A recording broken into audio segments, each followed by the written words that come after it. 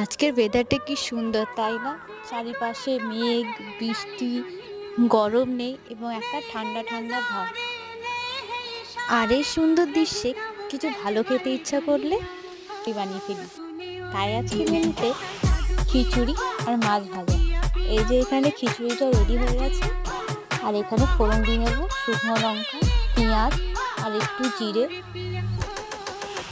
আর একটু আদা আর রসুনকে থেতো করে নিলাম।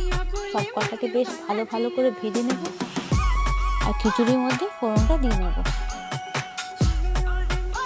আর সাথে হলো মাছ ভাজা, নুন হলুদ তেল দিয়ে মাখিয়ে রাখলাম আর ভালো করে কড়া কড়া করে ভেজে নিলাম। আর ব্যাস, দুপুরের লাঞ্চের মেনু রেডি। আপনাদের কেমন লাগলো অবশ্যই জানাবেন। ধন্যবাদ।